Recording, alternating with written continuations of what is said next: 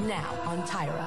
Discrimination, segregation, and flat-out racism in Hollywood. Why don't they have more Asians on television? Now, celebrity victims are speaking out. That guy yelled, "We love you long time." I have heard that so many times. If you have 3 models, one of them has to be black. Fulfill a quota. I refuse to take the job. And my own personal struggle against discrimination. So many people told me that black models don't get on the covers of magazines. An all-new Tyra starts now. Due to the graphic nature of today's show, parental guidance is strongly suggested.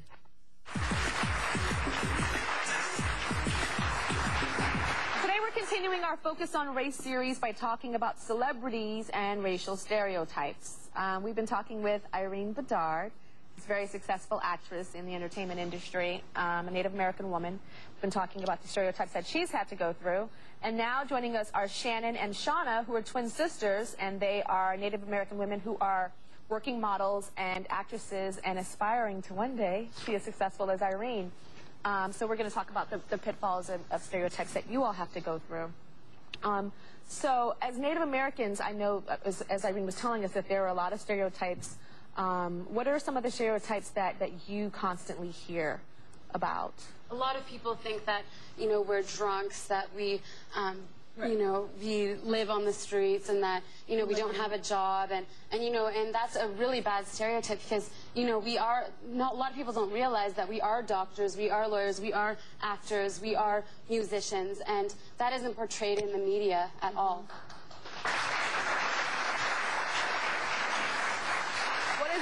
Being young girls and not seeing a lot of Native American women in Hollywood and in music and...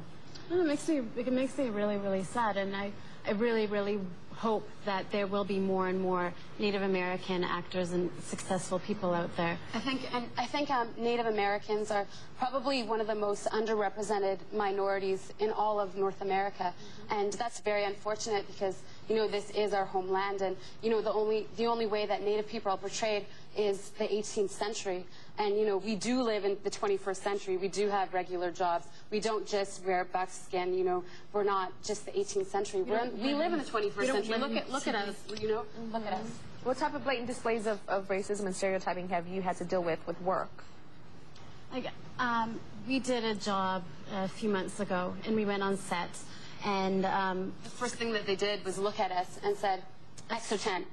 Extras, meaning extras like people that are in the background, not people that have speaking roles. Not an actual. They didn't even consider that we would be one of the people that were the main actors. They said, "Extra 10. So, you know, we were like, oh my God. We were really, really confused, because didn't we have lines? Didn't we audition for this? So, you know, and I think that's the way you're kind of taught, and a lot of Native Americans do, not just us, every Native American goes up, and they really think that, I mean, we think that we're the below standards, and we're not. And you think that you're below standards. I know there's one thing that, Shauna, you said that there was a school play, and you didn't audition for that school play, even though you knew that you could probably get... Well, I ended up auditioning for not the main character, but the second main character, like the antagonist or the best friend of the main character. But I never, ever, ever even considered auditioning for the main character, because I didn't think I'd get it because I was Native. I know that when you all first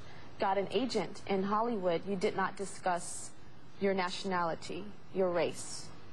Talk about that. Well, when we first started getting into modeling, we would be assigned to a job, but they would ask us what ethnicity we were, and we would say that we were mixed, but we never said we were Native American. And it wasn't until later on, when you start realizing that, you know what, heck, if this industry doesn't want Native American people, then we don't want to be any part of it, you know. We are Native American, and, you know, we're here, and if they don't want it, then, you know, if they don't want us for us, then that's too bad. I know Irene has chosen not to try to pass as Latin or other ethnicities to work, but I understand that you guys sometimes will do Latin jobs.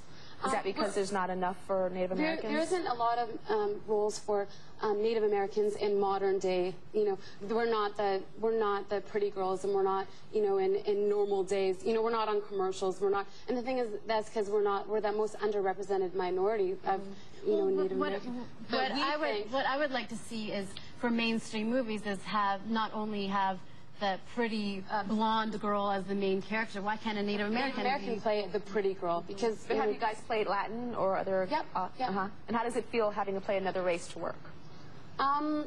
It's kind of, you know, it's that whole thing of getting into the industry where you have to adapt, and you have to adapt as an actor to do all these different roles. So, I mean, it's something that, you know, we've had to do to get into the industry, and, you know, whether or not, you know, there just isn't that many Native American roles out there. How do you feel about that, Irene, with them having to pass?